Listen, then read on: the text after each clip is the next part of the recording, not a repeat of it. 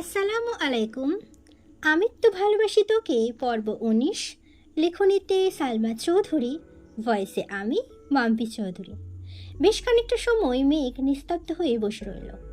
মনের যত কষ্ট, ক্ষোভ, অপ্রাপ্তি ছিল সবই প্রকাশ করল আপন মনে। ঘণ্টাখানিক বসার পর সোফা থেকে উঠে হাঁটতে শুরু করলো। একপাশে রেলিং ধরে দাঁড়িয়ে আপন মনে গুনগুন করে গান গাইছে। আমি কি তোমায় খুব বিরক্ত করছি, বলে দিতে পারো তা আমায়?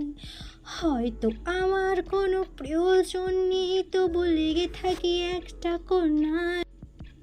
তুমি বলে দিতে পারো তা আমায়, চিঠি লিখবো না এই ঠিকানায়। আমারও তো মন ভাঙে, চোখে জল আসে, আর অভিমান আমারও তো হয়, অভিমান আমারও তো হয়। অন্যদিকে আবির এখনও চেয়ারে হেলান দিয়ে বসে আছে। 11টার দিকে মালিহা খান কল করলেন। আবির কল রিসিভ করে সালাম দিল। মালিহা খান সালামের উত্তর দিয়ে কিছুটা তপ্ত স্বরে বললেন, তুই কি বাসায় আসবি না? আবির স্বাভাবিক কণ্ঠে বলল, আসবো একটু পর। কেন? রাগান্বিত কণ্ঠে মালিহা খান বলে উঠলেন, তোরা ভাই বোন মিলে কি শুরু করেছিস? তুই বাহিরে বাহিরে থাকিস, তানভীর নির্বাচনের ভেজালে 12টার আগে বাসায় ফিরতে পারে না। এদিকে তোর বোনের 1-2 দিন পর পর কি হয়ে যায়, খায় না, কিছু না।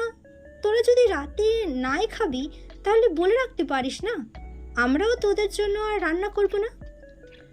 আবির হেলান থেকে উঠে মেরুদণ্ড সোজা করে বলল, নিরেট কণ্ঠে শোধালো, মেয়ে খায়নি? মালিহা খান সহসা উত্তর দিলেন, না। আবির গম্ভীর কণ্ঠে বলল, তুমি শুয়ে পড়ো, আমি আসছি। আর কিছু না বলেই উঠে পড়লেন। আবিরকে রুম থেকে বের হতে দেখে রাকিব আর রাসেল দুজনেই ছুটে আসে। অন্যান্য দিন কাজ শেষ করে 10টা 10-30-এর মধ্যেই চলে যায় সকলে, কিন্তু আজ আবিরের মুড অফ দেখে তারা কাজ শেষ করেও বসে আছে। আবিরকে কিছু বলার সাহসও পাচ্ছিল না। রাকিব স্বাভাবিক কণ্ঠে বলল, চল আমি তোকে দিয়ে আসি। আবির শক্ত কণ্ঠে জবাব দিল, আমি একা যেতে পারবো। রাকিব পুনরায় বলে উঠল, তোর হাতের অবস্থা দেখছিস তুই? এই অবস্থায় বাইক চালালে তো অ্যাক্সিডেন্ট করবি। তার থেকে আমার কথা মান, আমি দিয়ে আসি তোকে। আবির শক্ত দৃষ্টিতে তাকালো রাকিবের দিকে, দাঁতে দাঁত চেপে ঘোষণা করল, বললাম তো যেতে পারবো। রাসেল ঠান্ডা কণ্ঠে বলল, এত বৃষ্টিতে বাইক নিয়ে যেতে পারবি? আবির আর কিছুই বলল না, বড় বড় পা ফেলে অফিস থেকে বেরিয়ে গেল। টানা 2 ঘন্টার উপরে ভারী বর্ষণ হচ্ছে, যার ফলে ঢাকার রাস্তাঘাটে পানি জমে একাকার অবস্থা। মাথায় হেলমেট পর্যন্ত নেই, চোখ মেলে দেখার অবস্থা নেই, তবুও বাইক থামছে না 1 সেকেন্ডের জন্য। বৃষ্টির পানি এতটাই ঠান্ডা, মনে হচ্ছে ফ্রিজ থেকে বের করে বরফের পানি ঢালছে কেউ। আপাত মস্তক ভিজিয়ে বাড়িতে ঢুকলো আবির। ড্রয়িং রুমে কেউ নেই। সিঁড়ি দিয়ে উঠে সোজা নিজের রুমের দিকে হাঁটে। 5 মিনিটে ফ্রেশ হয়ে একটা ধূসর রঙের টি শার্ট আর ট্রাউজার পরে রুম থেকে বের হয়। সঙ্গে সঙ্গে হাঁটা দেয় মেঘের রুমের দিকে। মেঘের দরজার সামনে এসেই বাম হাতে দরজা ধাক্কা দিল। অনবরত ঘুষির কারণে ডান হাতে তেমন শক্তি পাচ্ছে না। তারপর আবার হাতের ওপর জোর দিয়ে বাইক চালিয়ে এসেছে। দরজা খুলতেই চোখ পড়ে ফাঁকা বিছানায়। কেন জানি বুকটা ছ্যাঁত করে উঠল। ভিতরের দিকে দেখার চেষ্টা করলো। টেবিলের উপর ফোন, ল্যাপটপ পড়ে আছে, কিন্তু অষ্টাদশী কোথাও নেই। আবির রুমে ঢুকে বারান্দা সহ সব জায়গায় খুঁজলো, কোথাও নেই। রুম থেকে বেরিয়ে সারা বাড়িতে চক্কর দিল, তবে কোথাও মেঘকে পেল না। মিমের রুমের সামনে দাঁড়িয়ে আস্তে করে ডাকলো। সঙ্গে সঙ্গে মিম দরজা খুলল। এক গাল হেসে বলল, ভাইয়া কিছু বলবেন? আবির উদ্বিগ্ন কণ্ঠে শুধালো, মেঘ কোথায়? মিম স্বাভাবিকভাবেই উত্তর দিল, আপু তো রুমেই। সেই যে খাবে না বলে রুমে গেল, আর তো বেরই হতে দেখিনি। আবিরের চোখে মুখে চিন্তার ছাপ পড়ল। গম্ভীর কণ্ঠে শুধু বলল, ঠিক আছে। আবির আবারও মেঘের রুমে গেল। সব জায়গা পুনরায় দেখলো, কোথাও নেই। মাথা গরম হয়ে যাচ্ছে আবিরের, চোখে মুখে উদ্বেগের মাত্রা বাড়ছে। রুম থেকে বের হয়ে নিজের রুমের দিকে যাচ্ছে। ফোন রেখে এসেছে নিজের রুমে। হঠাৎ চোখ পড়ে সিঁড়ির দিকে। মনের অজান্তেই বলে ওঠে, ও ছাদে যায়নি তো? কোনো কিছু না ভেবে ছুটে যায় ছাদের দিকে। ছাদের দরজা বাতাসে একবার খুলছে, একবার বন্ধ হচ্ছে। আবির দরজা ধাক্কা দিয়ে ঘাড় ডানে বামে ঘুরিয়ে ছাদ দেখার চেষ্টা করছে। ভারী বর্ষণের ফলে ছাদেও পানি জমে আছে অনেকটা। পাইপ দিয়ে গিয়েও যেন লুকাতে পারছে না। সাথে বৃষ্টির ছিটে ফোঁটা পড়ছে আবিরের শরীরে। কোথাও কাউকে চোখে পড়ছে না। আবির বৃষ্টির মধ্যে পা বাড়ালো ছাদে। কিছুক্ষণ পরপর বিদ্যুৎ চমকাচ্ছে। আবির ছাদের চারপাশে দেখছে ঘুরে ফিরে। হঠাৎ বিদ্যুৎ চমকানোতে আবিরের দৃষ্টি পড়ে রেলিংয়ের ঘেঁষে ছাদের ফ্লোরে পড়ে আছে অষ্টাদশী। ছাদের সাইড দিয়ে যাওয়া পাইপের উপরে পড়ে আছে মাথা। শরীরের বাকি অংশ ছাদের ফ্লোরে জমা পানির মধ্যে পড়ে আছে। আবির আকস্মাৎ চিৎকার দিয়ে উঠল, মেঘ! এক মুহূর্তে দৌড়ে গেল মেঘের কাছে। অজ্ঞান হয়ে পড়ে আছে আবিরের প্রাণয়িনী। আবিরের হাত কাঁপছে, তবুও ঝাপটে ধরল মেঘের পিঠ বরাবর। সহসা অষ্টাদশীর ঘাড় থেকে মাথা পর্যন্ত আঁকড়ে ধরল নিজের প্রশস্ত বুকে। মেঘের শরীর বরফের ন্যায় শীতল হয়ে আছে, শুধু মাথাটা একটু একটু গরম। আবির কয়েকবার অকলসারে মেঘকে ডাকল, কিন্তু মেঘ নিস্তেজ হয়ে পড়ে আছে। মেঘের এই অবস্থা দেখে আবিরের সমগ্র পৃথিবী ঘুরছে। বৃষ্টির পানি বরাবরই মানুষের উপকারে আসে। সাধারণত বৃষ্টিতে ভিজলে কেউ বেহুশি হয় না, তবে যদি সেই মানুষটা অতিরিক্ত চিন্তা বা মানসিক চাপে থাকে, তবে শরীরের তাপমাত্রা কমে একটা সময় অজ্ঞান হয়ে যেতে পারে। মেঘের ক্ষেত্রে ঠিক এই ঘটনাটাই ঘটেছে। এক আকাশ অভিমান জমেছিল মনে, তার প্রতিফলন ঘটল এইভাবে। আবির সহসা দু হাতে কোলে তুলে নিল মেঘকে। সিঁড়ি দিয়ে হাঁটছে ঠিকই, কিন্তু দৃষ্টি তার অষ্টাদশীর মলিন মুখের পানে। আবিরের চোখ বেয়ে দুফোঁটা অশ্রু গড়িয়ে পড়ল অষ্টাদশীর গালে। দুজনের শরীর বেয়ে অঝরে পানি পড়ছে। দীর্ঘ পা ফেলে করিডোর দিয়ে হেঁটে মেঘের রুমে ঢুকল। ফ্লোরে বিছানার সাথে হেলান দিয়ে মেঘকে বসিয়ে দিল। টাওয়েল এনে হাত, মুখ আর মাথাটা কিছুটা মুছে দিল। সঙ্গে সঙ্গে রুম থেকে বের হয়ে নিজের রুমে গিয়ে বাইকের চাবি আর হেলমেট নিয়ে ছুটে গেল নিচে। হালিমা খানের দরজার সামনে ভেজা শরীর নিয়ে দাঁড়িয়ে ডাকছে। দুবার ডাকার পরই হালিমা খান দরজা খুললেন। আবিরের জলসিক্ত শরীর দেখে চিন্তিত স্বরে শুধালেন, ভিজে আসছিস? আবির তপ্ত স্বরে বলল, মামুনি, তুমি একটু মেঘের রুমে যাও, ওর অবস্থা ভালো না। আপাতত বাড়ির মানুষকে ডেকো না, আমি ডাক্তার নিয়ে আসছি। একদমে কথাগুলো বলল আবির। হালিমা খান আঁতকে উঠে বললেন, কি হয়েছে? আবির চলে যেতে নিয়ে দ্বিতীয়বার ঘাড় ঘুরিয়ে বলল, আর হ্যাঁ, ও শরীরটা একটু ধুয়ে দিও। আবির ছুটল দরজার দিকে। হালিমা খান দ্রুত পায়ে সিঁড়ি দিয়ে উঠতে ব্যস্ত হলেন। চোখে তার পানি টলমল করছে। একমাত্র মেয়ে বলে কথা। মেয়ের মুখ গোমরা থাকলেই যেখানে চিন্তায় পড়ে যায় হালিমা খান, সেখানে মেয়ে অসুস্থ মানে হালিমা খানের মাথায় আকাশ ভেঙে পড়া। 20 মিনিটের মধ্যে আবির ডাক্তার নিয়ে চলে আসছে। ডাক্তারকে রেনকোট দিয়েছে ঠিকই, কিন্তু আবিরের সর্বাঙ্গ ভেজা। মেঘের রুমের সামনে দাঁড়িয়ে গলা খাকারি দিল আবির। নরম স্বরে বলল, আসবো? হালিমা খান কাঁদো কাঁদো কণ্ঠে বললেন, আয়। আবির ঢুকলো। আবিরের পেছনে ডাক্তার ও মেয়ের রুমে ঢুকলো। আবিরের গা থেকে পানি পড়ছে ফ্লোরে, কিন্তু সেদিকে তার ভ্রুক্ষেপ নেই। তার দৃষ্টি অষ্টাদশীর মুখের পানে। ডাক্তার 10 সেকেন্ড মেঘকে দেখলো কিনা আবির উদ্বিগ্ন কণ্ঠে শুধালো, ওর কিছু হবে না তো? ডাক্তার স্বাভাবিক কণ্ঠে বললেন, তেমন কোনো সমস্যা নেই, বেশিক্ষণ বৃষ্টিতে ভিজেছে মনে হয়, তাছাড়াও হয়তো কোনো মানসিক চাপে আছে, তার জন্য এমনটা হয়েছে। কিছুক্ষণের মধ্যেই জ্ঞান ফিরে আসবে। আমি কিছু মেডিসিন লিখে দিচ্ছি, জ্ঞান ফিরলে খাইয়ে দিও। যদি জ্ঞান না ফিরে তাহলে পরবর্তীতে জানিও। একটা স্যালাইন করতে হবে, জ্ঞান ফিরলেও কিছুদিন একটু রেস্ট রাখবা, কোনো প্রকার মানসিক চাপ দিও না। ডাক্তার প্রেসক্রিপশন লিখে আবিরের হাতে দিল। আবির ঔষধগুলোর নাম পড়ে টেবিলের উপর প্রেসক্রিপশন রেখে ডাক্তারকে নিয়ে বেরিয়ে গেল। ভেজা শরীরে পুনরায় বাইক দিয়ে ডাক্তারকে বাড়িতে পৌঁছে দিয়ে ওষুধগুলো কিনে নিয়ে আসলো। নিজের রুমে গিয়ে 1 মিনিটে ড্রেস পাল্টে শুকনো কাপড় পরে মেঘের রুমে আসছে। মেঘ তখনও অজ্ঞান অবস্থায় শুয়ে আছে। হালিমা খান মেঘের হাতে পায়ে তেল মালিশ করে দিচ্ছেন, কান্না করছেন আর বারবার মেঘকে ডাকছেন। মেঘের মাথার নিচে একটা টাওয়েল দিয়ে রেখেছেন। আবির ঔষধগুলো টেবিলের উপর রেখে মেঘের ওয়ার্ড্রবের একটা ড্রয়ার খুলল। এটাতে জামা কাপড়। দ্বিতীয় ড্রয়ার খুলতেই চোখে পড়ল সকল ইলেকট্রনিক জিনিসপত্র। সেখান থেকে হেয়ার ড্রয়ার বের করে নিল আবির।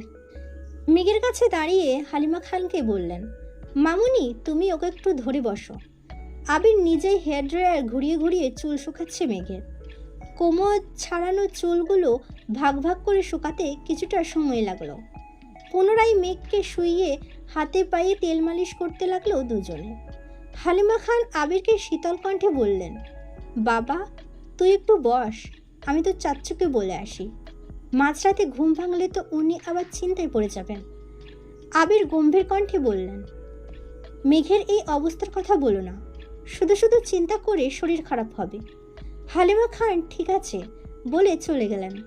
হালিমা খান রুম থেকে বেরিয়ে যেতেই আবির মেঘের সন্নিকটে বসল।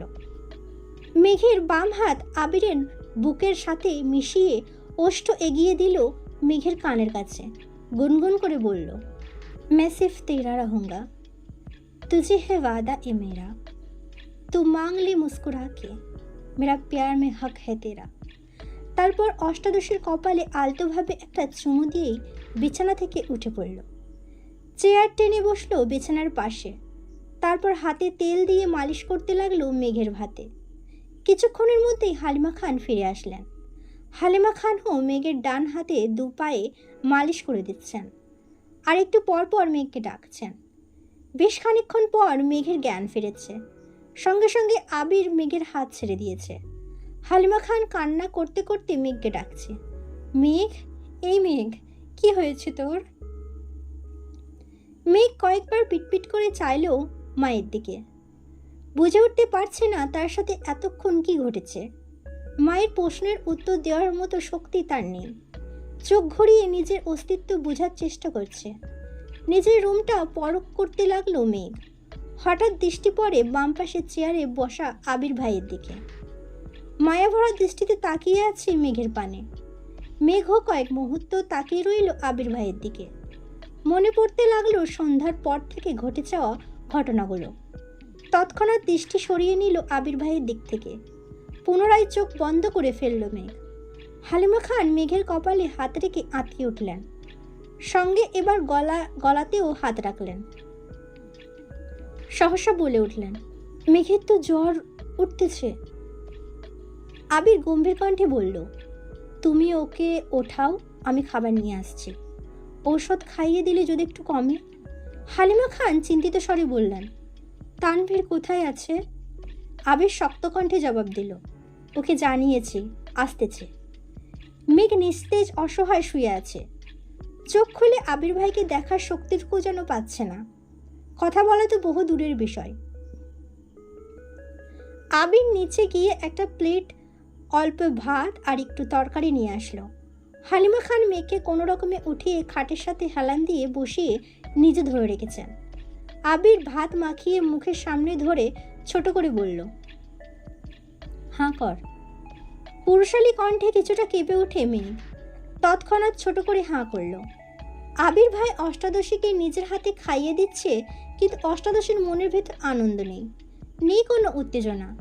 যেই আবির ভাই তার মনের ভেতর সারাক্ষণ এক্কা দোক্কা খেলতো, সেই আবির ভাইকে চোখ মিলে দেখার সাধ্য তার হচ্ছে না। কয়েক লোকমা ভাত কোনো রকমে গিলল। পরের বার দিতে গেলে আস্তে করে বামে ডানে ঘাড় ঘুরল।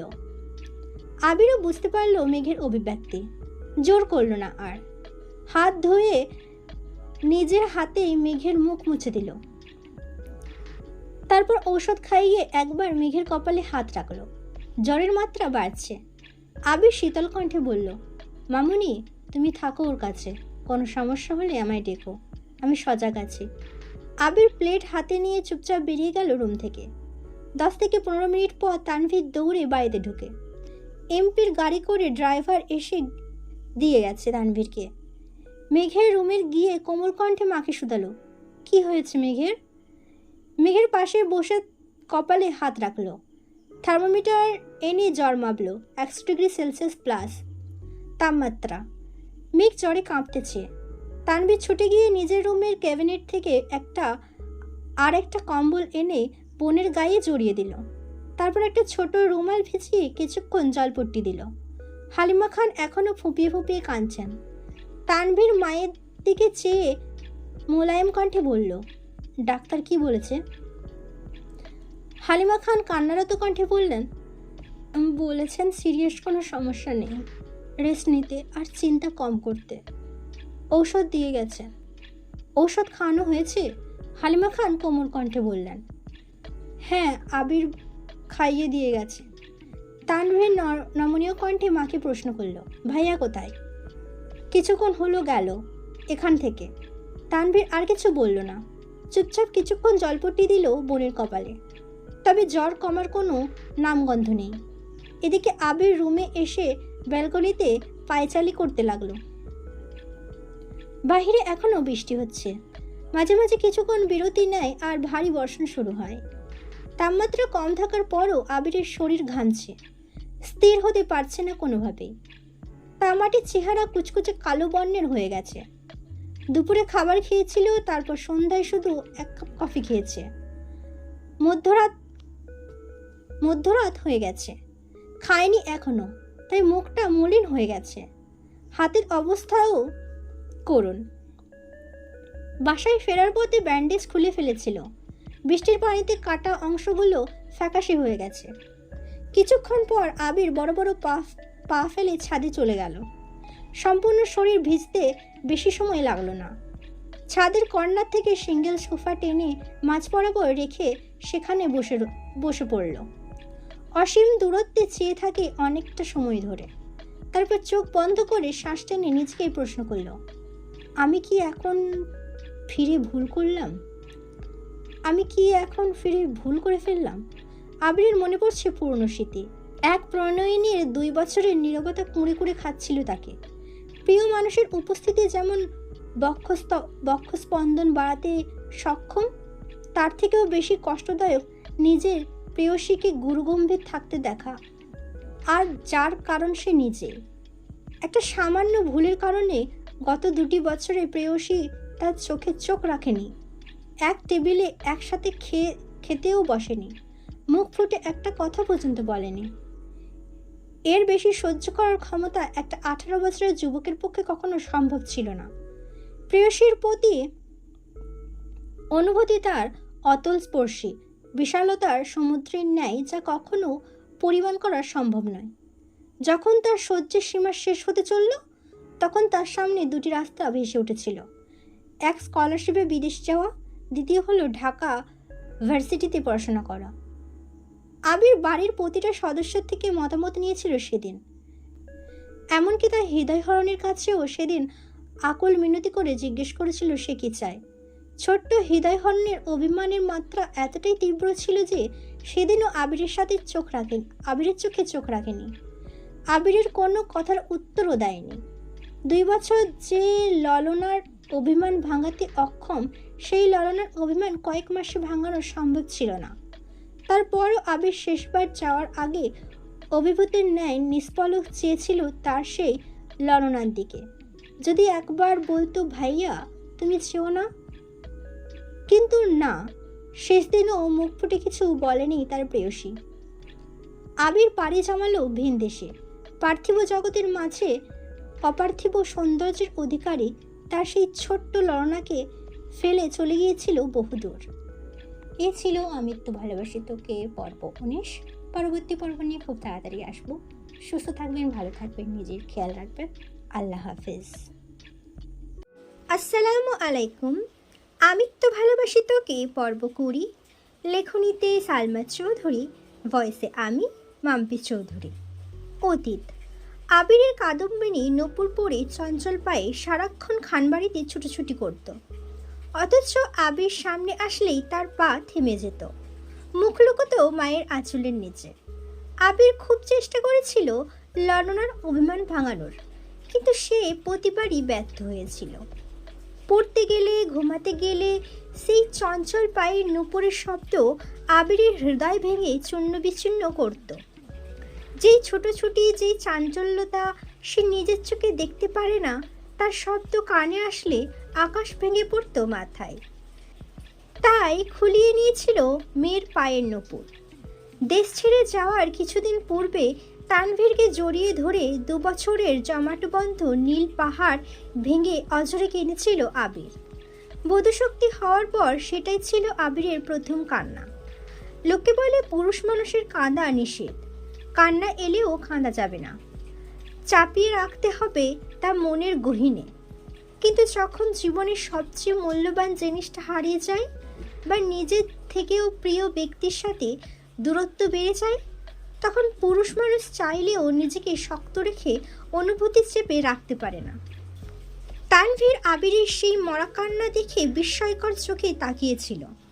কয়েক মুহূর্ত পর আবিরকে জড়িয়ে ধরে কয়েক শতবার শুধু জিজ্ঞেস করেছিল, কি হয়েছে, কি হয়েছে ভাইয়া, কাঁদছো কেন, বলো আমায়। কিন্তু বাধাহীন কান্নার ফলে আবির কোনো উত্তরই দিতে পারছিল না। পরক্ষণেই তানভীর উপলব্ধি করেছিল হয়তো দেশ ছেড়ে, প্রিয়জনদের ছেড়ে চলে যাবে, তাই এভাবে কাঁদছে। সে আর প্রশ্ন করেনি, চুপচাপ ভাইয়ের কান্নার গভীরতা মাপতে ব্যস্ত হয়েছিল। আবিরের সেই ক্রন্দন স্থির হয়েছিল প্রায় 1 ঘন্টা। কান্নার মাত্রা কিছুটা কমার পর তানভীর ধীর কণ্ঠে শুধিয়েছিল, কি হয়েছে ভাইয়া, এভাবে কাঁদছো কেন? আবির কান্নারত কণ্ঠে শুধু বলেছিল, আমি ওকে ছেড়ে এত দূরে কিভাবে থাকবো। গভীর রাত, শান্ত নিস্তব্ধ একটা পরিবেশে আবিরের এই কথাটা তানভীরের হৃদয়ে গিয়ে লেগেছিল। তানভীরের বয়স তখন সবেমাত্র 16তে পড়েছে। এত কিছু না বুঝলেও ভাইয়ের কথাটার মানে সে স্পষ্ট বুঝতে পেরেছিল। তানভীর ছোট করে প্রশ্ন করেছিল, কে সে? আবির তখনও অঝরে কেঁদেই চলেছে। গলা খাকারি দিয়ে ছোট করে বলেছিল, মেঘ। তানভীর বিমোহিত নয়নে তাকিয়েছিল বেশ খানিকক্ষণ। তারপর ভাইকে শান্ত করে ছাদের ফ্লোরে বসে আবিরের অব্যক্ত প্রেমানুভূতি শুনেছিল। তানভীরের কাঁধে ছিল গুরুদায়িত্ব। একদিকে মায়ের পেটের বোন, অন্যদিকে চাচাতো ভাইয়ের নির্মল কান্না। সবকিছু শুনে শেষমেশ তানভীর আবিরের চোখ মুছে মুচকি হেসে শান্ত কণ্ঠে বলেছিল, তুমি চিন্তা করো না ভাইয়া, আমি আছি তো মেঘকে দেখে রাখার জন্য। তোমার ভালোবাসা তোমারই থাকবে। সেই রাতে 1 ফোঁটাও ঘুমায়নি 2 ভাই। সারা রাত জেগে শুধু মেঘকে নিয়েই অধিবেশন করেছিল।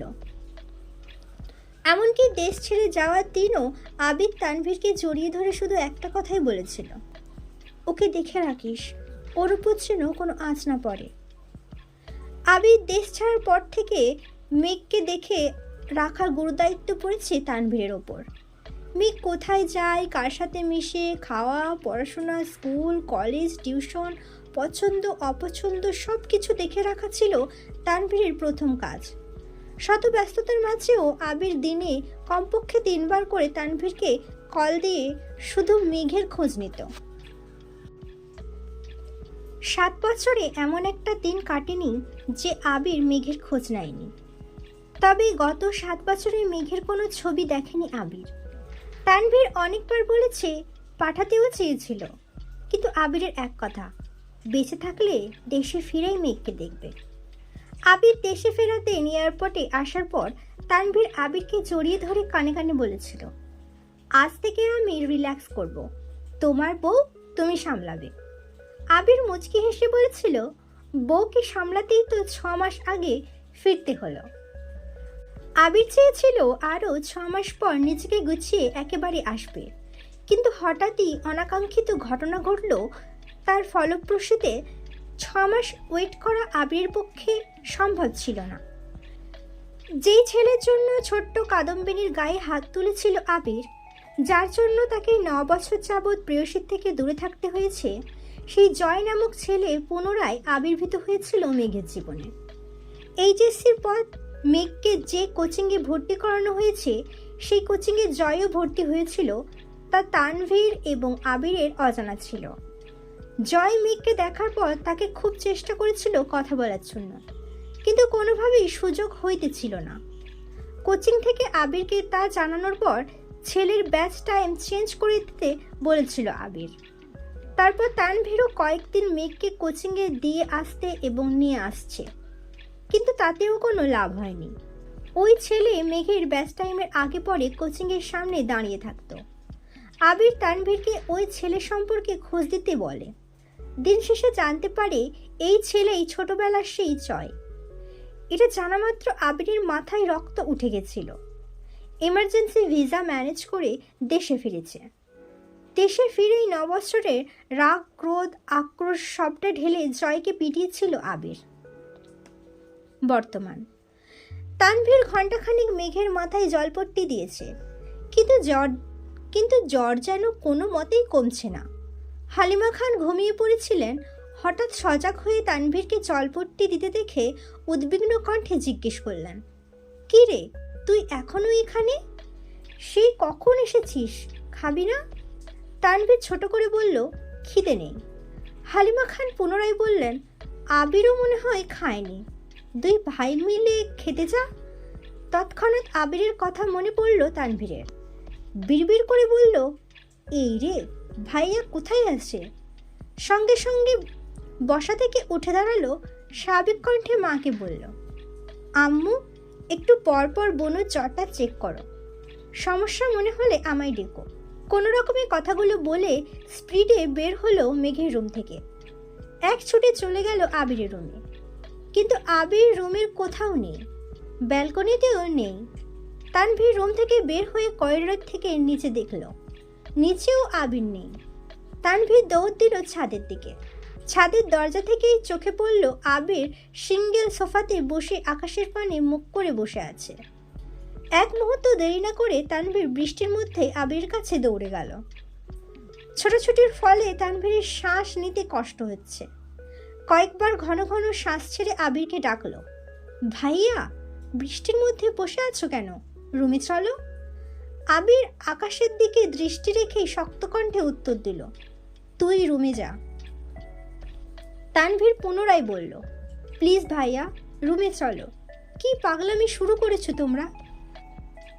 আবির ক্রন্দিত কণ্ঠে জবাব দিল, আমার জন্য মেঘের আজ এই অবস্থা, আমার মরে যাওয়া উচিত। আবিরের অবিদিত কথায় তানভীর প্রচণ্ড রাগ হলো। রেগে ফুঁসতে ফুঁসতে বলল, তোমাদের মরতে হবে না, আমিই মরে যাই, তাতেই তোমাদের শান্তি হবে। আবির ধমকের স্বরে বলল, তানভীর। তানভীর ধীরকণ্ঠে বলল, আমাকে ধমকাচ্ছ কেন? বনু না হয় অবুঝ, পাগলামি করে ফেলেছে, তাই বলে তুমি কেন পাগলামি করছো ভাইয়া? তোমার কি এমন কাজ করা মানাচ্ছে? একটু থেমে রাজভারী কণ্ঠে পুনরায় বলল, রাকিব ভাইয়া তোমার অবস্থা দেখে ভয় পেয়ে আমি কল দিয়েছিল। তুমি যদি স্ট্রং না থাকো তাহলে মেঘকে কে সামলাবে বলো? তুমি তো জানো ভাইয়া, আমার জীবনে মেঘ আর তুমি সবচেয়ে কাছের মানুষ। তোমার বা মেঘের কিছু হলে আমি বাঁচতে পারবো না। প্লিজ পাগলামি করো না, রুমে চলো। প্রথম কথাগুলো শক্ত কণ্ঠে বললেও শেষ কথাগুলো বলার সময় তানভীরের গলা ভিজে আসছিল। আবির যেন বিগ্রহের ন্যায় বসে আছে। তানভীর বেশ কিছুক্ষণ শান্ত কণ্ঠে আবিরকে বুঝিয়ে রুমে নিয়ে গেছে। আবিরকে শাওয়ার নিতে ঢুকিয়ে তানভীরও নিজের রুমে গিয়ে ফ্রেশ হয়ে এসেছে। আবিরের মুখোমুখি তানভীর বসেছে। ছাদে অন্ধকার থাকার কারণে আবিরের অভিব্যক্তি বোঝা যায়নি। আবিরের চোখ মুখ ফুলে আছে, দেখে বোঝাই যাচ্ছে বেশ খানিকটা সময় কেঁদেছে। তার উপর বৃষ্টি, এখনো চোখ কটকটে লাল হয়ে আছে। তানভীর আবিরের হাতটা সামনে এনে এপাশ ওপাশ ঘুরিয়ে দেখল। হাতের অবস্থা খুব খারাপ। তানভীর ঔষধের বাক্স থেকে একটা মলম বের করে অল্প অল্প করে লাগিয়ে দিয়েছে। আবির দাঁতে দাঁত চেপে তা সহ্য করছে। গত 1 ঘন্টা যাবৎ আবিরকে বুঝিয়ে তানভীর রুমে এনেছে। এখন কোনোভাবেই রিয়্যাক্ট করা যাবে না। তানভীর যথেষ্ট শান্ত আর হাস্যোজ্জ্বল একটা ছেলে, তবে রাগ উঠলে কেমন যেন গম্ভীর হয়ে যায়। আবিরের হাতে মলম লাগিয়ে তানভীর আস্তে করে বলল, ব্যান্ডেজ করে দেব ভাইয়া। আবির স্বাভাবিক কণ্ঠে জবাব দিল, ব্যান্ডেজ লাগবে না, খোলা থাকলে তাড়াতাড়ি ঠিক হবে। তানভীর স্বাভাবিক কণ্ঠে বলল, ভাইয়া খাবে না? আবির গম্ভীর কণ্ঠে উত্তর দিল, না। তানভীর কোমল স্বরে বলল, প্লিজ ভাইয়া, চলো না খেতে যাই। আবির নিরেট কণ্ঠে জানালো, আমি খাবো না বললাম তো, তুই খেয়ে নে। তানভীর বুঝতে পারলো ভাইকে জোর করে কোনো লাভ হবে না, তাই চুপচাপ রুম থেকে বেরিয়ে চলে গেল। আবিরের বাকি রাত কাটলো ব্যালকনিতে দাঁড়িয়ে। ধীরে ধীরে ভারী বর্ষণ কমছে, ঝিরিঝিরি বৃষ্টিও একসময় কমেছে। ফজরের নামাজ পড়ার জন্য আবির বাসা থেকে বেরিয়ে গেছে, ফিরেছে ঘন্টা 2 পর। প্রতিদিন সকালবেলা নিচে রান্না করে পেপার পড়ার ধুম লাগলেও আজ ড্রয়িং রুম সম্পূর্ণ ফাঁকা। আবির দীর্ঘ পায়ে সিঁড়ি দিয়ে উঠল। মেঘের রুমে সবাই হুমড়ি খেয়ে পড়েছে। আলী আহমেদ খান, মোজাম্মেল খান, ইকবাল খান থেকে শুরু করে বাড়ির 3 কর্তি, এমনকি মিম, আদি আর তানভীরও উপস্থিত সেখানে। মেঘ শঙ্কিত হয়ে রইল। সবাই যেন একজোট মেঘের ওপর হামলা চালাচ্ছে। মেঘ সবার দিকে বারবার তাকাচ্ছে শুধু। মোজাম্মেল খান রাগান্বিত কণ্ঠে প্রশ্ন করলেন, বৃষ্টিতে ভিজতে গেছিলি কেন? বৃষ্টিতে ভিজলে যে জ্বর উঠবে সেই বুধশক্তি কি তোর হয়নি এখনো? ইকবাল খান মোজাম্মেল খানকে শান্ত করতে ব্যস্ত।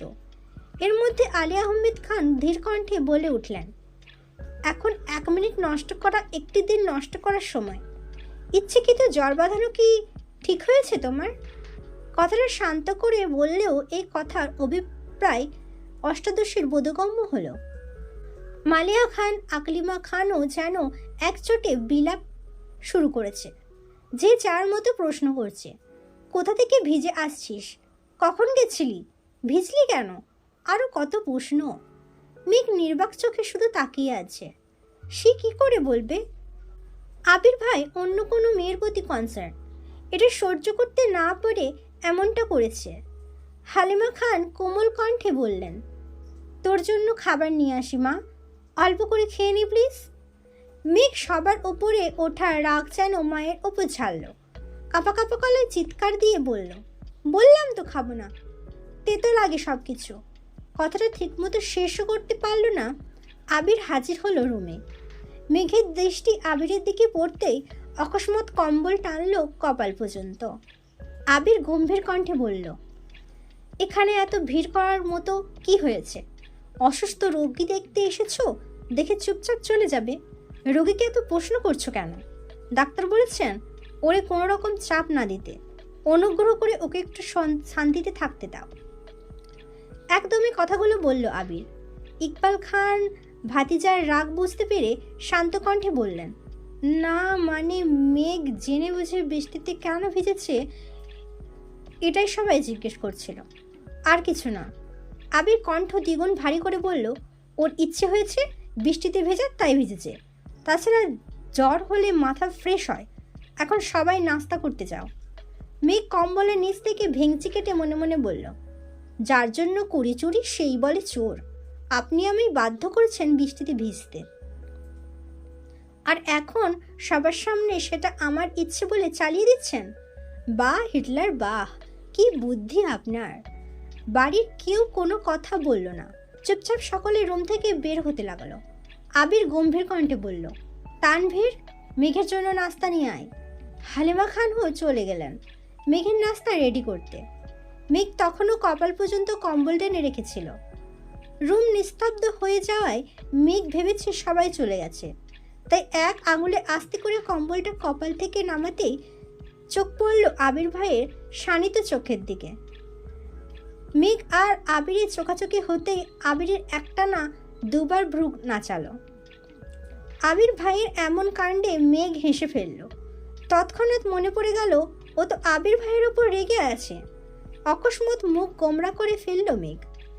আবির চেয়ার টেনে মেঘের বিছানার পাশে বসে মৃদু কণ্ঠে শুধালো, এখন কেমন লাগছে? জ্বর কি কমেছে? মেঘ ওষ্ঠ উল্টালো, কিছুই বলল না। আবির সহসা মেঘের কপালে হাত রাখলো, সাথে একবার গলায় হাত রেখে সঙ্গে সঙ্গে কপাল কুঁচকে হাত সরিয়ে নিল। তটস্থ হয়ে বলল, এখনো তো অনেক জ্বর। বসা থেকে উঠে টেবিল থেকে থার্মোমিটার নিয়ে বিছানায় বসে মেঘের জিহ্বার নিচে ধরল। মেঘ হাঁ করে তাকিয়ে আছে আবির ভাইয়ের দিকে। আবির কপাল কুঁচকে তাকিয়ে রইল মেঘের দিকে। দুজনেই নিস্তব্ধ, দুই জোড়া চোখ গভীরভাবে অনুবদ্ধী। মেঘের বুকের ভেতর তোলপাড় শুরু হচ্ছে। এর মধ্যে তানভীর গলা খাকারি দিয়ে রুমে ঢুকলো। তৎক্ষণাৎ দৃষ্টি সরিয়ে নিল আবির। তানভীরের কণ্ঠ শুনে মেঘও দৃষ্টি সরিয়ে ভাইয়ের দিকে চাইল। আবির থার্মোমিটার চেক করতে ব্যস্ত হলো। তানভীর ভাইয়ের দিকে প্লেট বাড়াতেই মেঘ চোখ গোল গোল করে তাকালো। মনে মনে বলল, এখনো কি আবির ভাই খাইয়ে দেবেন আমায়? আবির কোনো দিকে না তাকিয়ে ছোট করে বলল, তুই খাইয়ে দে। তানভীর বিস্ময় সমেত তাকালো আবিরের দিকে। আবির তানভীরকে চোখ দিয়ে ইশারা করতেই তানভীর স্বাভাবিক ভঙ্গিতে বলল, ঠিক আছে, আমিই খাইয়ে দিচ্ছি। আবির বিছানা থেকে উঠে চেয়ারে বসে আছে। তানভীর মেঘকে উঠিয়ে খাওয়ানো শুরু করলো। মেঘ জোর করে অল্প অল্প খাচ্ছে। তানভীর মেঘকে এটা সেটা বলে বলে বোঝাচ্ছে আর খাওয়াচ্ছে। আবির যেন নীরব দর্শক, একবার ফোনের দিকে দেখছে, একবার মেঘের খাওয়া দেখছে। কোনো মতে অল্প খেয়ে মেঘ শীতল কণ্ঠে বলল, আর খাবো না ভাইয়া। তানভীরও আর জোর করলো না, পানির গ্লাস এগিয়ে দিল মেঘের দিকে। খাওয়া শেষে পানির গ্লাস টেবিলে রাখতে রাখতে তানভীর বলে উঠল, ভাইয়া, বনুকে ঔষধগুলো খাইয়ে দাও প্লিজ, আমি নিচে যাচ্ছি, খুব ক্ষুধা লাগছে। তানভীর রুম থেকে বেরিয়ে নিচে চলে গেছে। আবির ফোন পকেটে রেখে টেবিল থেকে ঔষধ রেডি করে মেঘের দিকে এগিয়ে দিল।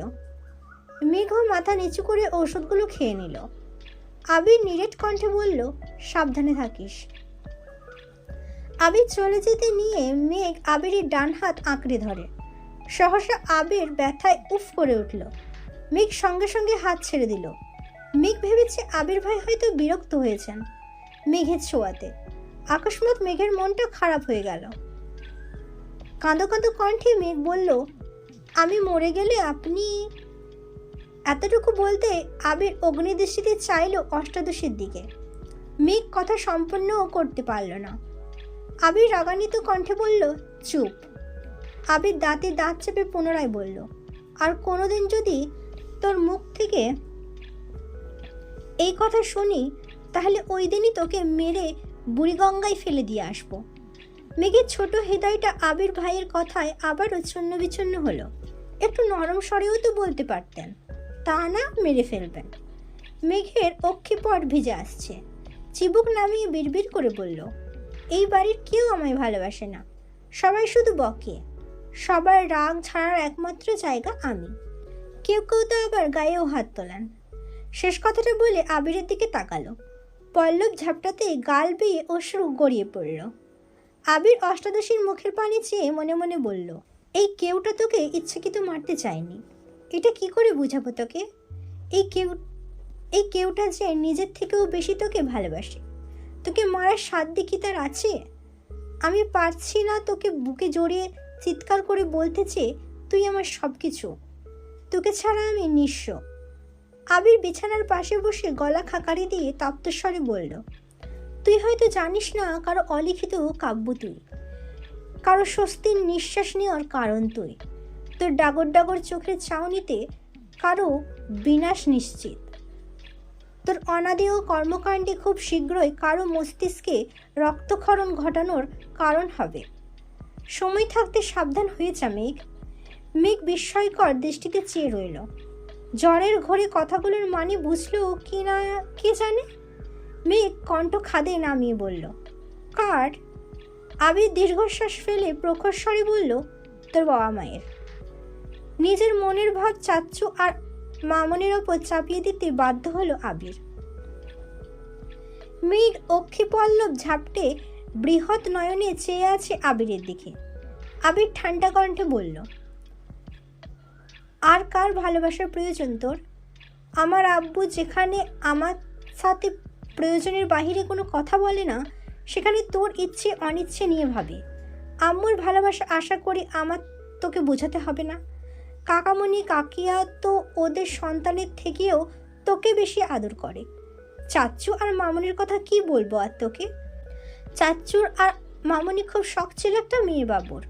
তো জন্মের পর দুজন খুশিতে এত কান্না করেছে যে এলাকার মানুষ ভেবেছিল এই বাড়িতে কেউ মারা গেছে। তানভীর ছেলে হয়েও এতটা গুরুত্ব পায়নি যতটা গুরুত্ব তুই চাচ্চু আর মামনির থেকে পাস।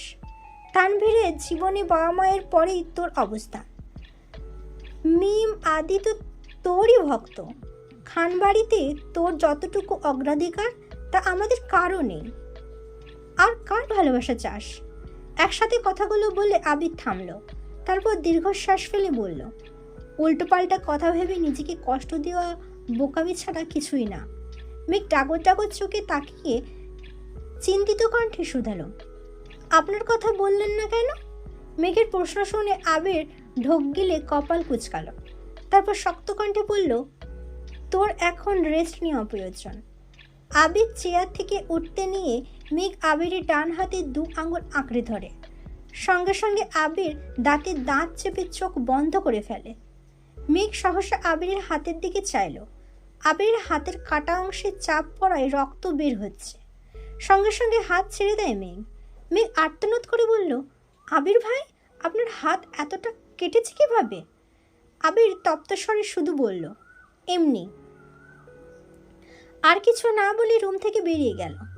মেঘ নির্বাক চোখে তাকিয়ে আবির ভাইয়ের প্রস্থান দেখল। মেঘের মনে পড়ল মেইন গেটের পাশের দেওয়ালে ঘষি দেওয়ার কথা। ধরে নিল এর ফলে আবির ভাইয়ের হাত কেটেছে। অষ্টাদশী জানতেও পারল না তাকে থাপ্পড় দেওয়ার অপরাধে আবির কত শত ঘুষিতে নিজেকে আঘাত করেছে।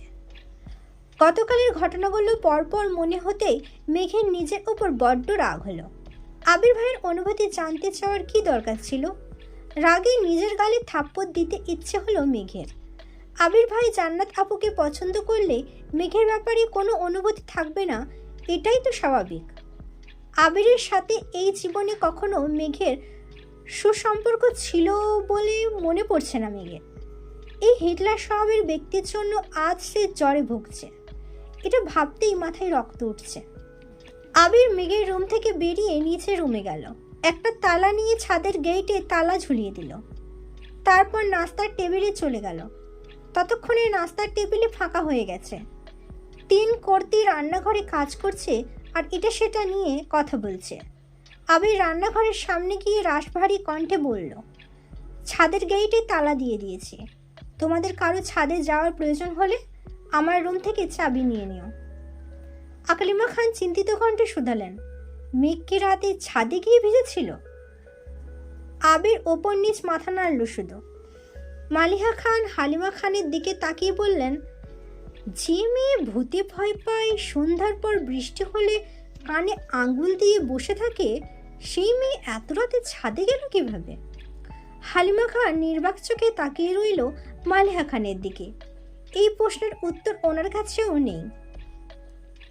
আবির কণ্ঠ দ্বিগুণ ভারী করে বলল, তোমাদের এসব নিয়ে গবেষণা করতে হবে না, যা হওয়ার হয়েছে।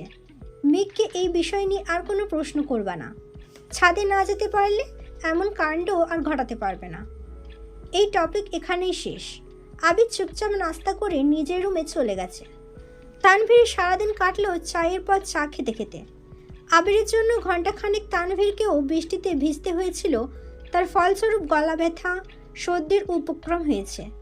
বিকেলে আবার এমপির সম্মেলন যেতে হবে, তাই চা কফি খেয়ে গলা ঠিক করছে। দুপুরে খাবার খেয়ে বেরিয়ে পড়েছে সম্মেলনের উদ্দেশ্যে। আবির সারাদিনেও রুম থেকে বের হলো না। 3টার দিকে মালিহা খান আদিকে পাঠিয়েছিল ডাকার জন্য, কিন্তু আবির ঘুমাচ্ছে দেখে আদির দরজা থেকেই চুপচাপ চলে আসছে। আরও কিছুক্ষণ পর বাধ্য হয়ে মালিহা খান নিজেই সিঁড়ি দিয়ে উঠে গেলেন ছেলের রুমে। দরজা থেকে একবার আবিরকে ডাকলো, কিন্তু কোনো সাড়া নেই। মালিহা খান ছেলের কাছে গিয়ে বাহুতে হাত দিতে আটকে উঠলেন। জ্বরে আবিরের গা পুড়ে যাচ্ছে, ডান হাত ফুলে গেছে কনুই পর্যন্ত। মালিহা খান এই যে ছেলেকে ডাকছে, আবির জ্বরের ঘোরে কিছুই বলতে পারছে না। মালিহা খান রুম থেকে বেরিয়ে হাঁকডাক শুরু করলেন। ইকবাল খান সোফায় বসে টিভি দেখছিলেন। ভাবির ডাক শুনে দৌড়ে গেলেন। মেঘ ঘুমাচ্ছিল। মালিহা খান মেঘের মাথায় জলপট্টি দিচ্ছিলেন। বড় জায়ের আত্মনাতে মেঘের রুম থেকে বেরিয়ে ছুটে গেলেন আবিরের রুমে। আবিরের মুখমণ্ডল অন্ধকার হয়ে আছে। হাতের ব্যথার সাথে দীর্ঘ সময় বৃষ্টিতে ভেজার ফলে এই দশা হয়েছে। ইকবাল খান সঙ্গে সঙ্গে ডাক্তারকে কল দিয়েছেন। ঘণ্টাখানেক পর পরিস্থিতি শান্ত হলো। আবিরকে ব্যথার ঔষধ খাওয়ানো হয়েছে। মালিহা খান ছেলের মাথায় জলপট্টি দিতে ব্যস্ত হলো। মালিহা খান বেরিয়ে মেঘের রুমে গেলেন। ততক্ষণে মেঘের ঘুম ভেঙে গেছে। হালিমা খানের থমথমে চেহারা দেখে মেঘ শঙ্কিত হলো। উদ্বিগ্ন কণ্ঠে শুধালো, কি হয়েছে আম্মু? হালিমা খান মেয়ের কাছে বসতে বসতে বললেন, তোরা 3 ভাই বোন মিলে কি শুরু করেছিস বলতো? মেঘ স্বাভাবিক কণ্ঠে বলল, কেন, কি হয়েছে? হালিমা খান তপ্ত স্বরে বললেন, এদিকে তোর অবস্থা খারাপ, ওদিকে তানভীরের লাগছে সর্দি। সকাল থেকে চা কফি খেতে খেতে কিছুক্ষণ আগে বের হলো, এখন আবার আবিরের। মেঘ আতকে উঠে প্রশ্ন করল, কি হয়েছে আবির ভাইয়ের? হালিমা খান কোমল কণ্ঠে বলা শুরু করলেন, রাত থেকেই তো ছেলেটা দৌড়ের উপর। বৃষ্টিতে ভিজে আপিস থেকে আসছে, তারপর তোর ছাদ থেকে রুমে এনে রেখে ডাক্তার আনতে গেছে, আবার ডাক্তারকে দিয়ে ঔষধ নিয়ে আসছে। কিভাবে যেন হাত কাটছে, সে হাত ফুলে ব্যথায় এখন জ্বর উঠে গেছে। জ্বরে চোখ খুলতে পারছে না ছেলেটা। মেঘ মায়ের দিকে ড্যাব ড্যাব করে তাকিয়ে আছে আর মনে মনে ভাবছে, আবির ভাই আমার জন্য এত কিছু করেছে। এই ছিল আমি একটু ভালোবাসি তোকে পর্ব 20। পরবর্তী পর্ব নিয়ে খুব তাড়াতাড়ি আসবো। সুস্থ থাকবেন, ভালো থাকবেন, নিজে খেয়াল রাখবেন। আল্লাহ হাফিজ। আসসালামু আলাইকুম। আমি একটু ভালোবাসি তোকে পর্ব 21। লেখনীতে সালমা চৌধুরী, ভয়েসে আমি মাম্পি চৌধুরী। তৎক্ষণাৎ মেঘের অভিব্যক্তি বদলে গেল। চোয়াল শক্ত হয়ে এলো। দীর্ঘশ্বাস ছেড়ে কপাল কুঁচকালো। মনে মনে বলল, আমি ওনাকে নিয়ে ভাবছি কেন? ওনাকে নিয়ে ভাবার তো মানুষ আছেই। তাছাড়া উনি আমায় মেরেছেন, তার শাস্তি আল্লাহ ওনাকে দিয়েছেন। আমার তো এতে খুশি হওয়ার কথা। কথাগুলো ভেবেই গাল ফোলালো। তারপর মায়ের মলিন মুখের পানে একবার তাকিয়ে আবার মনে মনে বলা শুরু করলো, যেখানে আম্মু আব্বু আর ভাইয়া কোনোদিন আমার গায়ে হাত তোলেনি, সেখানে উনি আমার গায়ে হাত তুললেন কোন অধিকারে? তাও আবার আরেকজনের জন্য। উনি আমাকে পছন্দ করলেও মেনে নিতাম।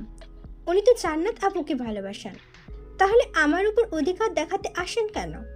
কারো জীবনে অবাঞ্ছিতের নেই পড়ে থাকার চেয়ে একাকী জীবন কাটানো অনেক ভালো। আমি আপনার জীবনে অবাঞ্ছিত হয়ে থাকতে চাই না। আজ থেকে আমার মনে হিটলারের কোনো অস্তিত্ব থাকবে না। একবার সুস্থ হয় শুধু। আমার জীবনের সকল সিদ্ধান্ত আমি নেব। আমার ব্যাপারে কাউকে নাক গলাতে দেব না। হালিমা খান মেঘের কপালে হাত রেখে ব্যস্ত হলেন জলপট্টি দেওয়ার জন্য। গত রাত থেকেই নাওয়া খাওয়া এক করে মেয়ের যত্ন নিচ্ছেন। চোখ মুখে ক্লান্তির ছাপ স্পষ্ট। মেঘের মাথায় জলপট্টি দিতে দিতে মেঘের চুলে হাত দিলেন।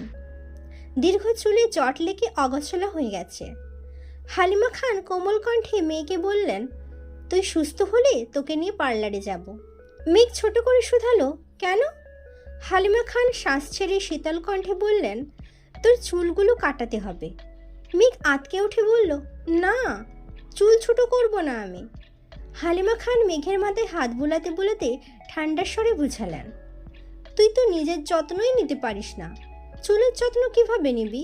তার থেকে ভালো এখন চুলগুলো কেটে দিলে ভর্তি পরীক্ষা দিতে দিতে দেখবি বড় হয়ে যাচ্ছে। মেঘ চুপচাপ মায়ের কথা শুনছে, কোনো প্রতিবাদ করল না।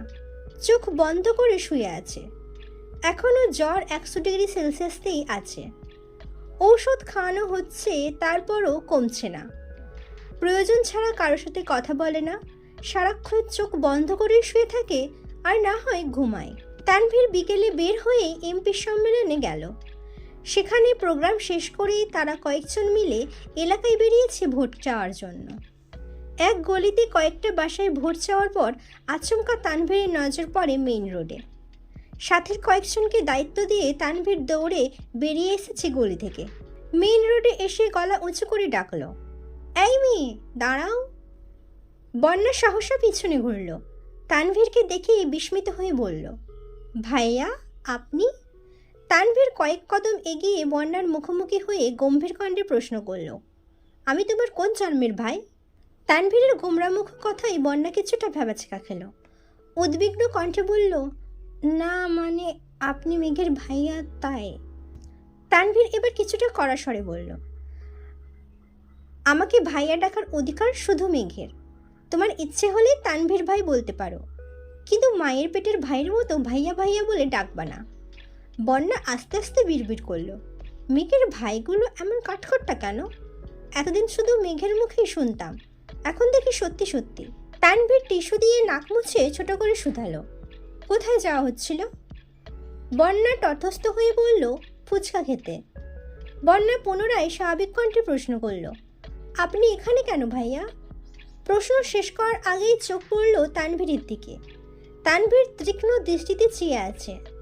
বন্যা ঢোক গেলে ছোট করে বলল, সরি তানভীর ভাই।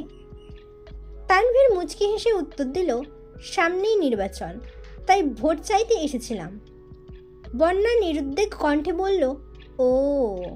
তানভীর কপাল কুঁচকে বলল, এভাবে রিয়্যাক্ট করলা কেন? আমাদের এমপিকে কি পছন্দ না? ভোট দিবা না? বন্যা আতঙ্কিত হয়ে তাকালো তানভীরের দিকে।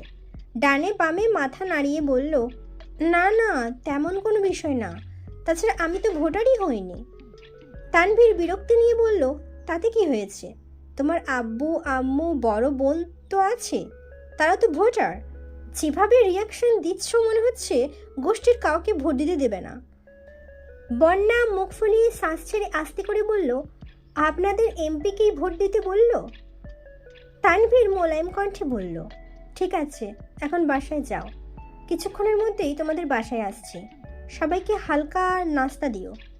বন্যা চোখ গোল গোল করে চাইল, তারপর ছোট করে বলল, আমি ফুচকা খেতে যাচ্ছিলাম।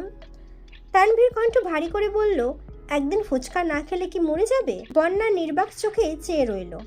তানভীর গলা খাকারি দিয়ে পুনরায় বলে উঠল, ভেবো না তোমায় জোর করছি, সত্যি বলতে সম্মেলন থেকে সরাসরি এদিকে চলে আসছি। ওরা সকালের পর থেকে এখনো খায়নি কিছু।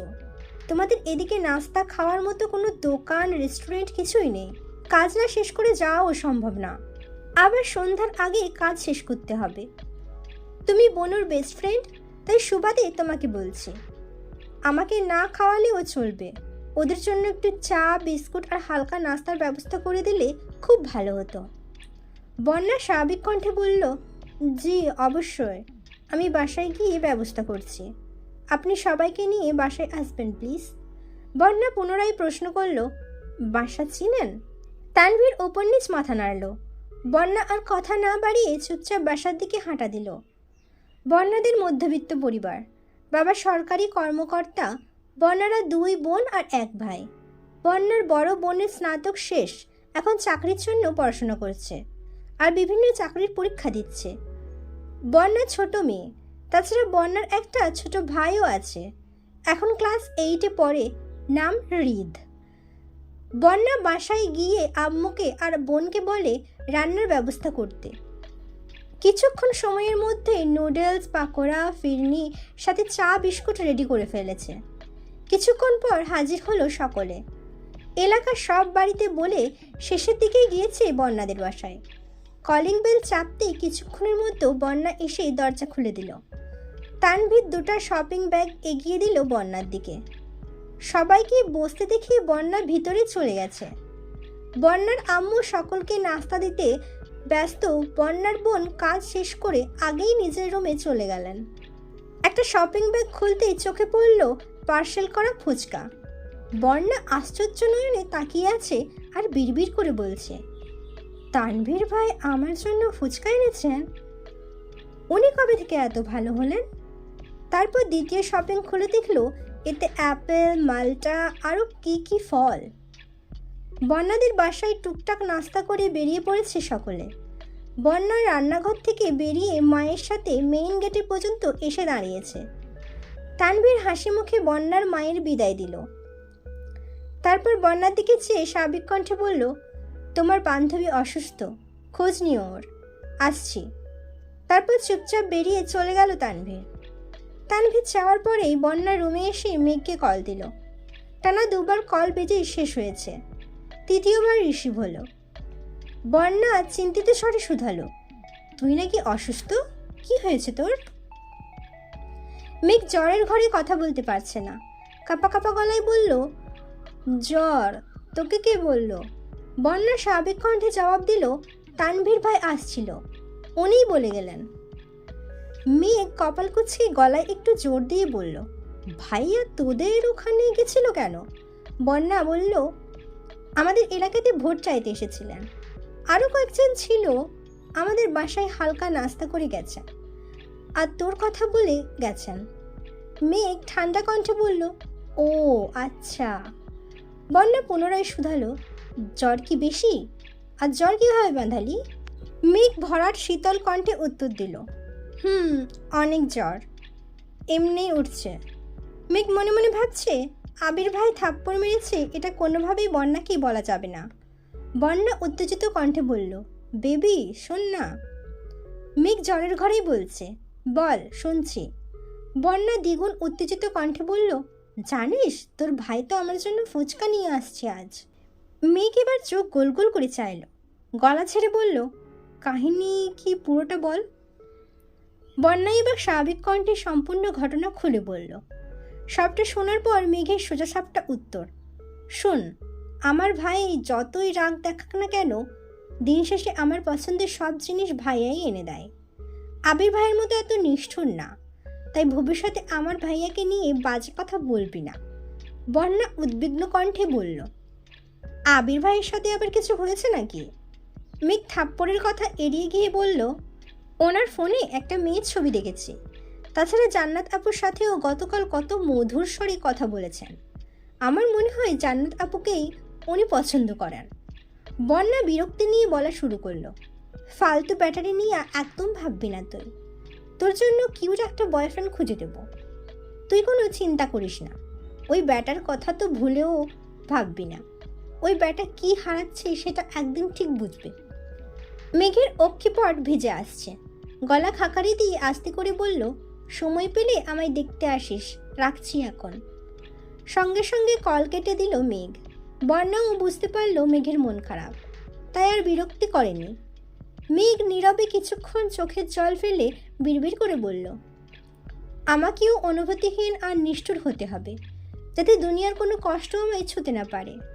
তারপর রুমের ছাদের দিকে চেয়ে অন্যমনস্ক কণ্ঠে গুনগুন করে গান গাইছে, আব ছায়া চলে যায় হি জলের দিন, অভিমান মুখ জমি জমি আমি ব্যথাহীন, আব ছায়া চলে যায় হি জয়ের দিন, অভিমান জমি জমি আমি ব্যথাহীন, আহারে জীবন আহা জীবন, জলে ভাসা পদ্ম যেমন। রাত 9টার দিকে আলী আহমেদ খান আর মোজাম্মেল খান বাসায় ফিরেছেন। খাওয়া দাওয়া শেষ করে আবিরকে দেখতে এসেছেন। কিছুক্ষণের মধ্যে তানভীর ও বাসায় ঢুকেছে। নিজের রুমে গিয়ে ফ্রেশ হয়ে মেঘের রুমে গেল। হালিমা খান মেঘের মাথায় জলপট্টি দিচ্ছেন। মেঘ চোখ বন্ধ করে শুয়ে আছে। মেঘের কাছে কিছুক্ষণ বসে আবিরের রুমে চলে গেল তানভীর। মালিহা খান ছেলের মাথার কাছে বসে বসে মাথায় হাত বোলাচ্ছেন। জ্বর কিছুটা কমেছে, তবে হাতে হালকা ব্যথা, সাথে ফোলাটাও আছে। আলী আহমেদ খান আর মোজাম্মেল খান চেয়ারে বসে আছেন।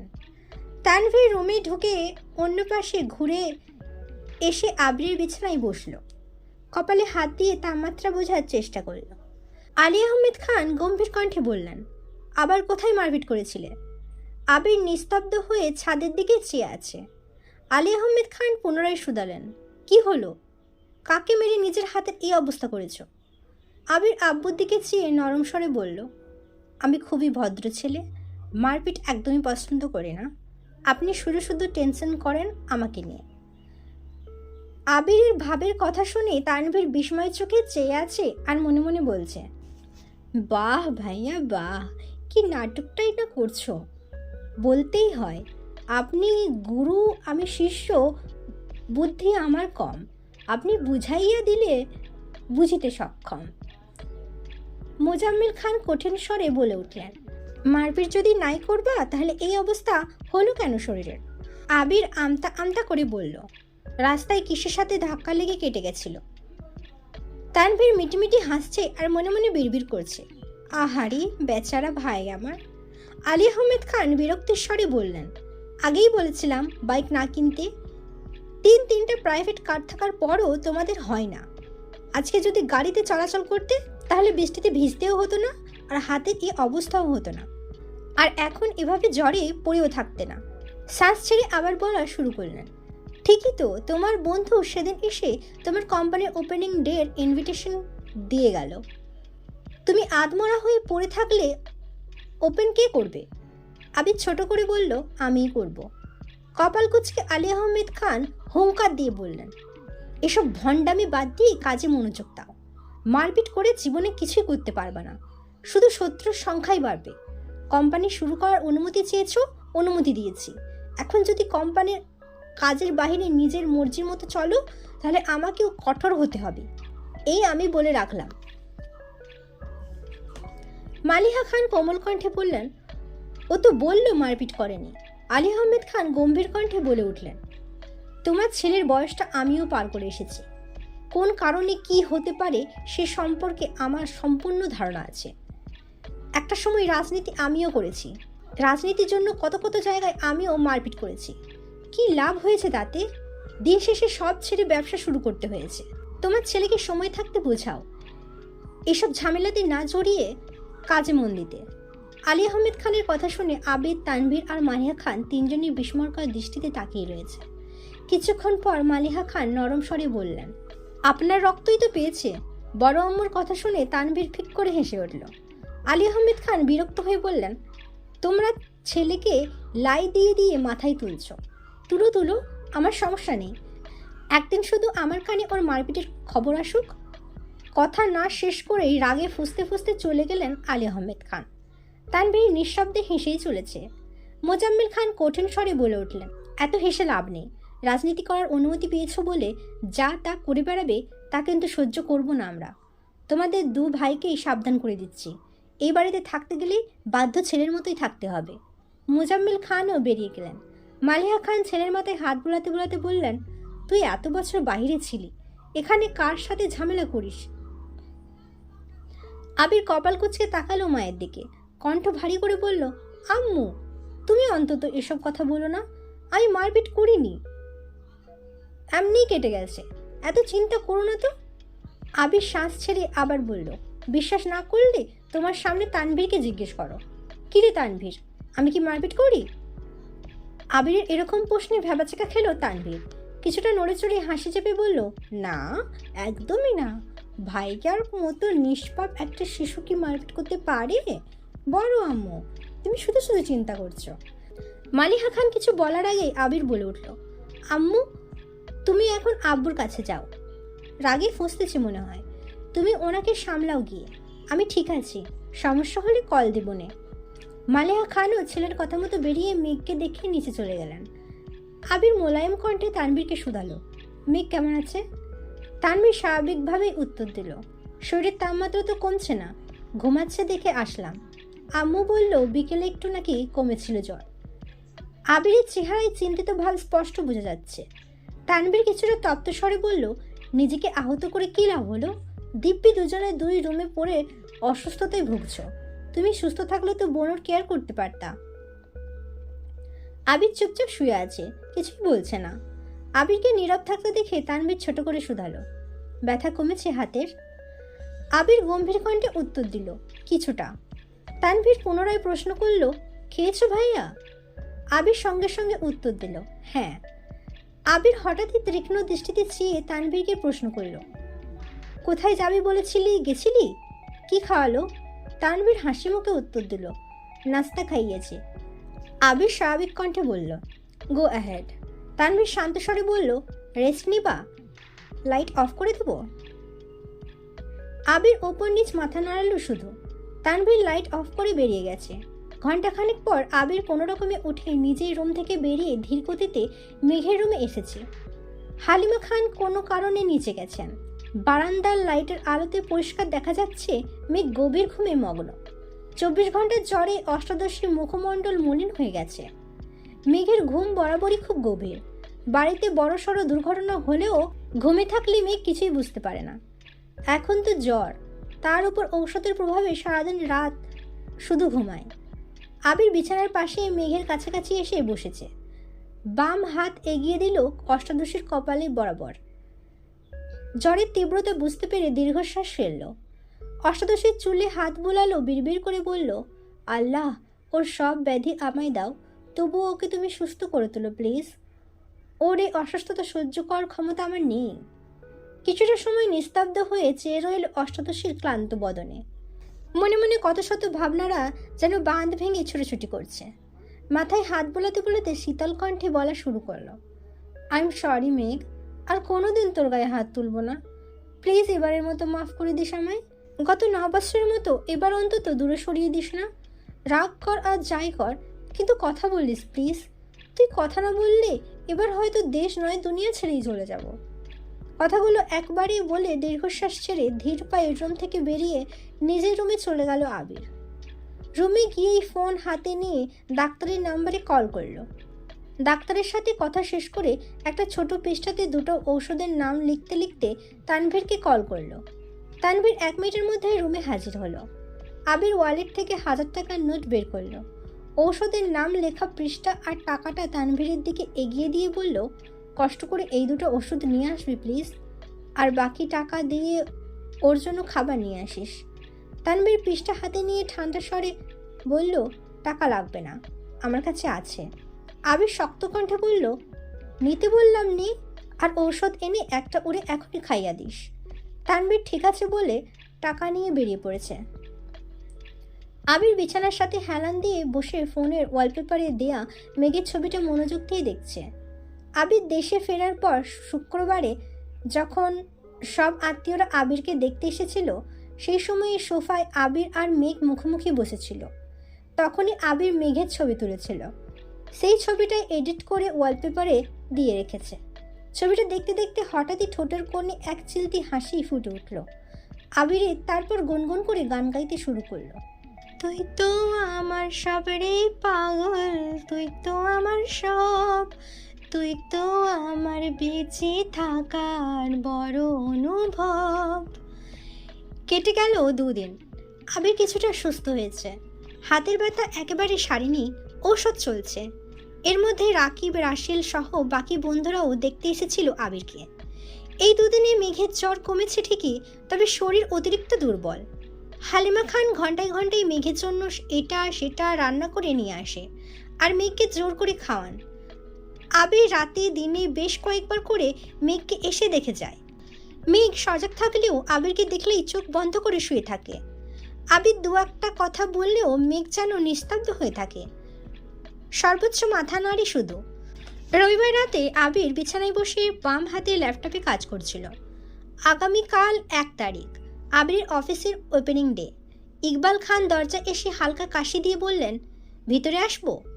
আবির ল্যাপটপ থেকে চোখ সরিয়ে কাকামণির দিকে চেয়ে বলল, কাকামণি, ভিতরে আসো। ইকবাল খান চেয়ারে বসতে বসতে শুধালেন, শরীরের কী অবস্থা এখন? কাল কি অফিস করতে পারবি? আবির ঠান্ডা কণ্ঠে জবাব দিল, পারবো। তাছাড়া রাকিব, রাসেল তো আছেই, সমস্যা হবে না আশা করি। ইকবাল খান একটু শক্ত কণ্ঠে বললেন, কালকে কিন্তু বাইক নিয়ে বের হবে না, আমি তোকে নিয়ে যাব। আবির মাথা নিচু করে বলল, আমি যেতে পারবো বাইকে। ইকবাল খান এবার কিছুটা রেগেই বললেন, তোকে তো তোর বাবা চাচার সাথে যেতে বলছি না, তুই আমার সাথে যাবি। আমি তো নিজের টাকা দিয়ে গাড়ি কিনেছি, এখানে ওনাদের অধিকার নেই। আবির গম্ভীর কণ্ঠে বলল, তারপরও? ইকবাল খান রাগান্বিত কণ্ঠে বলে উঠলেন, তারপরও বলতে কিছুই নেই, তুই আমার সাথে যাবি, এটাই শেষ কথা। আর তুই যদি এই অবস্থায় বাইক নিয়ে বের হতে যাস, তখন তো ভাইজান ডাইরেক্ট নিষেধ করবেন, তখন তো আবার আদেশ মানতে ঠিকই বাধ্য হবে। এত ঝামেলা দরকার নেই, তুই কাল আমার সাথে যাচ্ছিস, এটাই শেষ কথা। আবির দীর্ঘশ্বাস ছেড়ে বলল, ঠিক আছে। সোমবার সকাল সকাল আবির একেবারে পরিপাটি হয়ে রুম থেকে বের হয়ে মেঘের রুমে ঢুকলো। ফিটফাট সুদর্শন আবির ভাইকে দেখে মেঘের বুকের ভেতর ধুকপুক শুরু হয়ে যাচ্ছে। মেঘ বিপুল চোখে তাকিয়ে নিজেকে নিজেই প্রশ্ন করছে, ওনাকে এত ভাল লাগে কেন? দেখলেই যেন মনটা শান্তিতে ভরে যায়। আবির মেঘের কাছাকাছি এসে মোলায়েম কণ্ঠে শুধালো, বুঝতে পারি? মেঘ নির্বাক তাকিয়ে রইল। কয়েক মুহূর্ত পর মাথা হেলিয়ে বুঝালো বসার জন্য। আবির মেঘের কাছাকাছি বসে ঠান্ডা হাতে মেঘের কপালে আলতো করে ছুতে মেঘ কিছুটা কেঁপে উঠল। আবির চিন্তিত স্বরে বলল, জ্বর তো নেই, তারপরে চোখ মুখ এত শুকনো লাগছে কেন? খাস না কিছু? মেঘ কিছুই বলছে না। আবির পুনরায় বলল, বাইরে কিছু খাবি? আসার সময় নিয়ে আসবো। মেঘ সঙ্গে সঙ্গে মাথা নেড়ে না করল। আবির উদ্গ্রীব হয়ে বলল, কি খাবি বল? রেস্টুরেন্টের খাবার, কেক, বিস্কিট, চানাচুর, চিপস, চকলেট নাকি আইসক্রিম? মেঘ আস্তে করে বলল, কিছু খাবো না। আবির ভ্রু নাচিয়ে শুধালো, চিপসও খাবি না? মেঘ ছোট করে বলল, না। না বলেই সঙ্গে সঙ্গে ওষ্ঠ উল্টালো। আবির তীক্ষ্ণ দৃষ্টিতে চেয়ে দীর্ঘশ্বাস ছেড়ে বলল, আচ্ছা বাদ দে, আজ আমার নিজস্ব অফিসের প্রথম দিন, দোয়া করিস আমার জন্য। মেঘ আশ্চর্য নয়নে তাকিয়ে মনে মনে ভাবছে, আবির ভাই আমার কাছে দোয়া চাইতে আসছেন? এটা কি স্বপ্ন নাকি? মেঘ মন খারাপ সরিয়ে হাসি মুখে বলল, ফি আমানিল্লাহ, আপনার জন্য অনেক অনেক শুভকামনা রইল। মনে মনে বলল, দোয়া করি আপনি আপনার ব্যবসা আর জান্নাত আপুকে নিয়ে সুখে থাকুন। আবির স্বাভাবিক কণ্ঠে বলল, ধন্যবাদ। তুই সাবধানে থাকিস আর খাওয়া দাওয়া ঠিকমতো করিস। আসছি। আবির রুম থেকে বের হতে হতে মনে মনে বলছে, দোয়া কর যেন খুব তাড়াতাড়ি সাকসেসফুল হতে পারি আর তোকে আমার কাছে নিতে পারি। এই ছিল আমিত্ব ভালোবাসি তোকে পর্ব 21। পরবর্তী পর্ব নিয়ে খুব তাড়াতাড়ি আসবো। সুস্থ থাকবেন, ভালো থাকবেন, নিজের খেয়াল রাখবেন। আল্লাহ হাফেজ।